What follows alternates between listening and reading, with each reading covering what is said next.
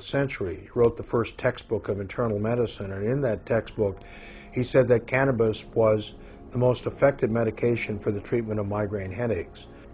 The first modern research that was done on cannabis was done in 1949 that demonstrated its usefulness in treating epilepsy. I have a number of people who don't have epilepsy when they use cannabis regularly. Cannabis is remarkably well suited to our anatomy and physiology, even in the event one smokes it.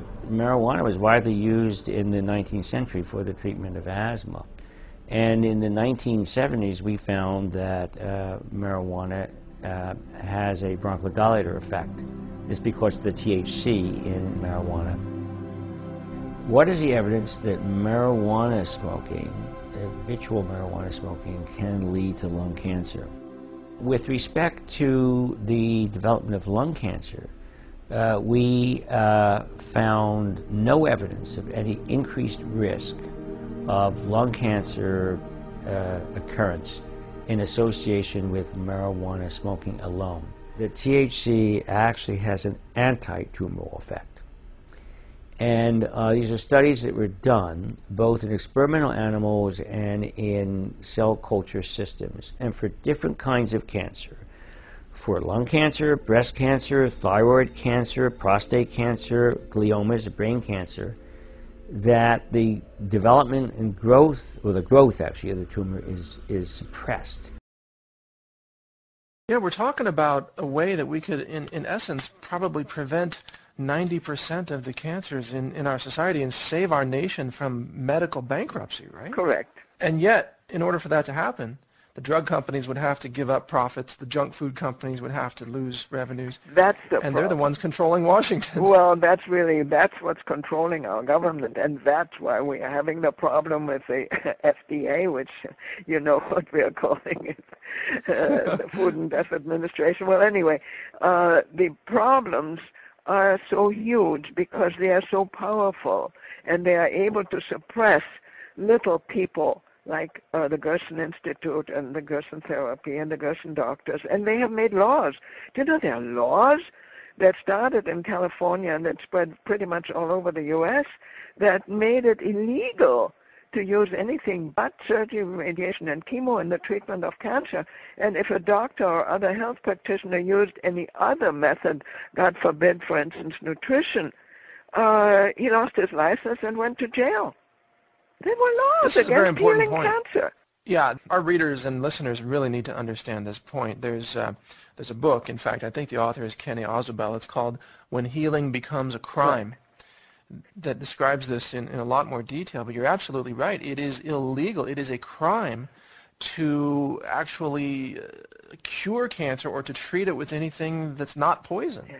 It's astonishing that this is happening. Just in case some of our listeners are not familiar with the Gerson Therapy or the Gerson Institute, can you give us a quick brief of what we're talking about here? Yes.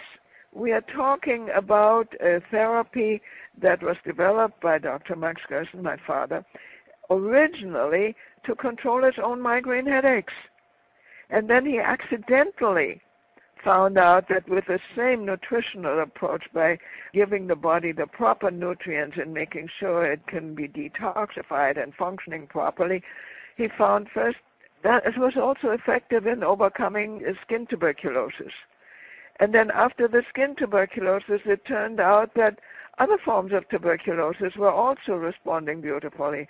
And then it turned out that when he was healing tubercular patients under the auspices of the major Berlin hospital, when he was healing those patients, they often had other troubles like allergies, and they had high blood pressure, or they had maybe low blood pressure or kidney trouble or other things.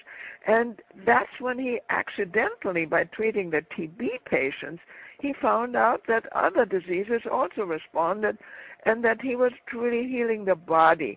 And that's how he parted company with Orthodox medicine. And what year was this happening? Oh, Sorry. This was 1932. 32? Yes, Okay. 32.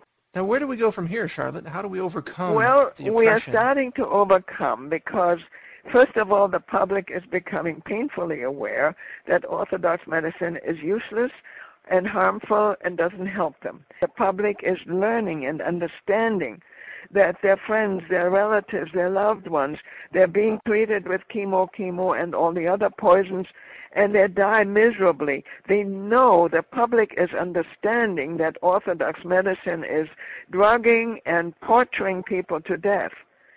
And they want the information. They're looking for it.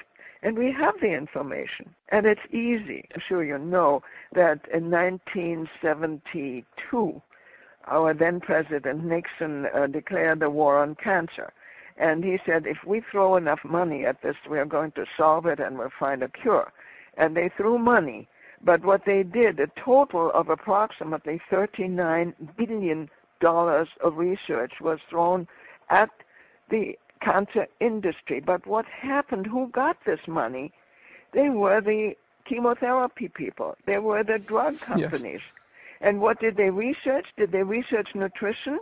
Did they research fresh fruit and fresh juices and detoxifying? No. They researched more toxicity, more drugs, more chemicals, and more chemotherapy drugs were born.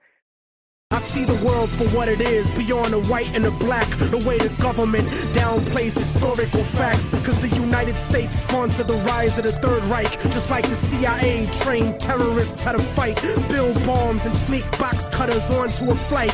When I was a child, the devil himself bought me a mic, but I refused the offer, cause God sent me to strike. With skills unused like fallopian tubes on a dike. My words will expose George Bush and Bin Laden as two separate parts of the same seven-headed dragon, and you can't fathom the truth, so you don't hear me. You think Illuminati's just a fucking conspiracy theory? That's why conservative racists are all running shit. And your phone is tapped by the federal government. So I'm jamming frequencies in your brain when you speak to me. Technique, a rip a rapper to pieces indecently. Devil crept into heaven, God overslept on the 7th. The New World Order was born on September 11th.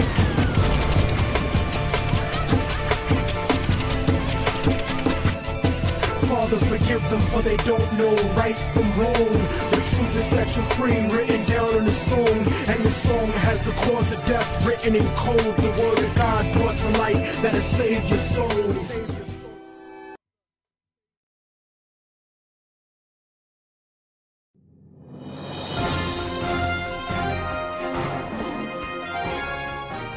Radioactive fallout spreads from Japan across the globe. UN backs all necessary measures to kill killers and stop the killing. Bahrain protesters killed by Saudi troops were begging for it, says despot. Hello, Geiger counters. Welcome to the fun news. I'm historically inaccurate. Here are the headlines. Tonight, Japan has raised the alert level at a stricken nuclear plant from 4 to 5 on a 7-point international scale for atomic incidents. High levels of radioactive bullshit have been pouring out of Japan since the earthquake damaged the Fukushima nuclear plant last week. Residents of Tokyo have been staying indoors to avoid exposure to the fallout, and intense efforts at the plant to cool the damaged reactors continue. Wait a minute though, didn't we used to explode atomic bombs all over the earth? Oh yes, we did. In Libya, the UN has agreed a resolution calling for all necessary measures to kill the killers that are killing people who would like to kill them.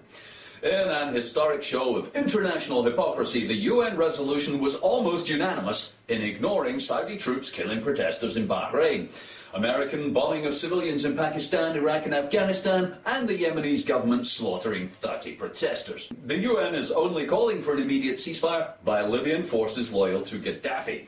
Leaders of Saudi Arabia, Qatar and the United Arab Emirates and Jordan, well-known supporters of freedom and democracy, lying despots. well-known buyers of British and American arms. They have made it clear they are willing to participate themselves in enforcing the resolution. You couldn't make this shit up. Oh yeah, baby. I mean, what's the point of buying all those expensive fighter jets if you never get to use them? Ba-boom! UN Resolution 1973 demands the immediate establishment of a ceasefire and a complete end to violence and all attacks against and abuses of civilians. But just in Libya. In a related story, King Hamad bin Asai Al Khalif of Bahrain, which has a population of 800,000 and is the home to the US Navy's 5th Fleet, didn't announce that protesters were shot dead by Saudi troops in a crackdown on democracy protests. But they had been asking for it. Really, they were begging for it, he went on not to say. They were begging for it. It was all I could do to stop them from shooting themselves in the head. More on that story later.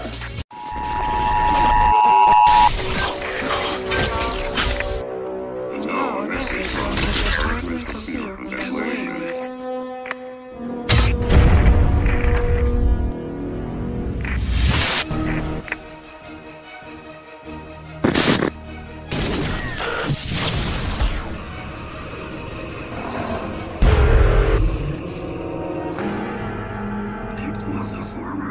States, we are here to protect you from the terrorists, from the drugs, and from yourselves. Give us your liberties for our security. There are no inside jobs. There is no resistance. There is only fear. One of your victims we have raped, robbed, and sterilized you. We will give you what you deserve. You may now resume to feed, consume, and sleep on your way to enslavement. By the President.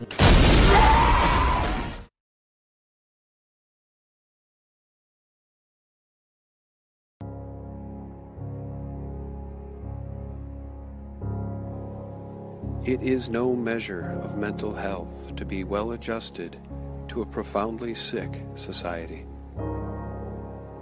I'm having a hard time biting my tongue.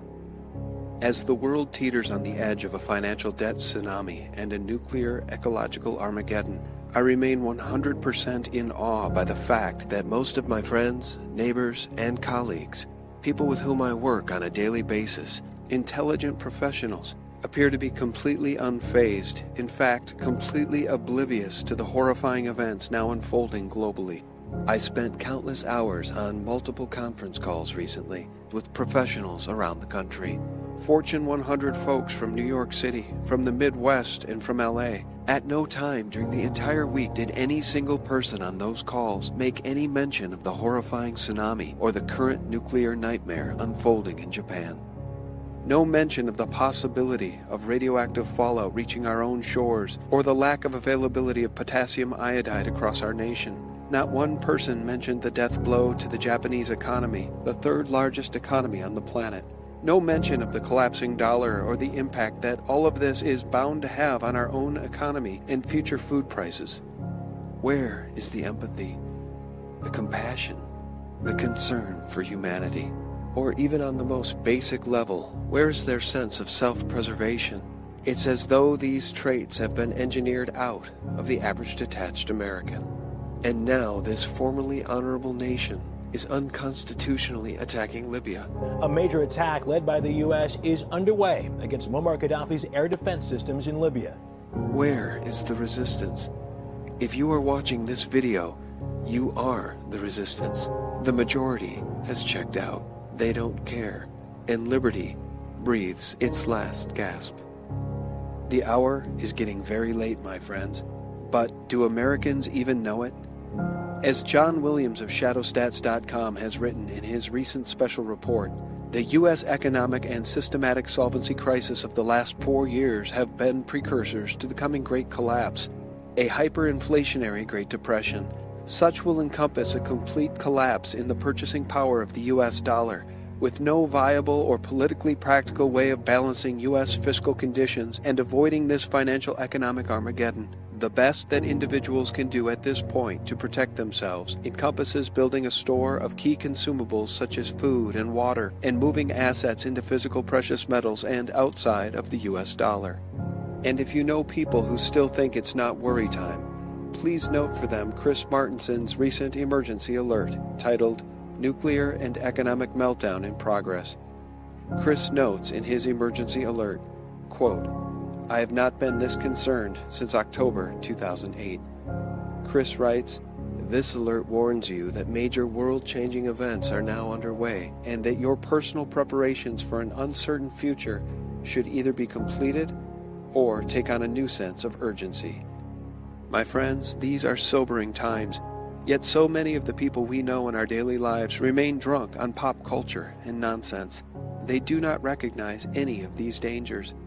For those of us who are paying attention and who are showing the appropriate level of concern for our fellow human beings,